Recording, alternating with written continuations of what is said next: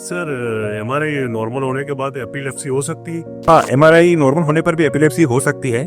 Broadly अगर हम consider करें तो एपिलेप्सी दो प्रकार की रहती है। एक होती है इडियोपैथिक या जनरलाइज एपिलेप्सी, जिसमें हमेशा एमआरआई नॉर्मल ही रहता है। उसमें सर्किट्स के अंदर प्रॉब्लम होता है। ब्रेन के जो हमारी ज्ञान तंतु होती है उसकी सर्किट्स में प्रॉब्लम होने के कारण गलत तरंगें निकलती है और गलत तरंगों के कारण हमें मिर्गी आ जाती है। तो उसमें एमआरआई में हमें कुछ मिलेगा नहीं, बट हमें एमआरआई इसलिए कराना होता है कि भाई और कुछ गंभीर कारण हम चूक नहीं रहे, वो देखने के लिए हम उसमें एमआरआई कराते हैं। तो एमआरआई नॉर्मल होने के बावजूद भी मिर्गी आ सकती है। ऐसा नहीं कि एमआरआई नॉर्मल आ गया तो दवाई की जरूरत नहीं है।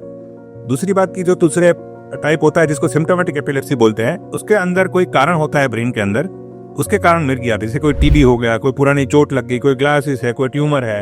लेकिन हमेशा एमआरआई में जो कोई छोटा नुकसान है तो वो दिखता भी नहीं है। कई बार सिम्टोमेटिक एपिलेप्सी रहती है फिर भी एमआरआई में नहीं दिखता, तो उसमें भी एमआरआई नॉर्मल आ सकता है। उसके लिए और भी आगे टेस्ट होते हैं, जैसे इक्टल स्पेक्ट होता है, इंटरइक्टल पेट स्कैन होता है, वो देखेंगे तो उसमें मिलेगा।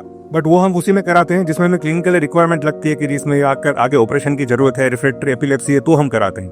तो एमआरआई नॉर्मल आने का मतलब ये नहीं है कि दवाई बंद कर दी जाएगी। एमआरआई नॉर्मल आता है तो इसका मतलब ये कि गंभीर कारण नहीं मिल रहा है हमें, बट दवाई तो लेना पड़ेगा।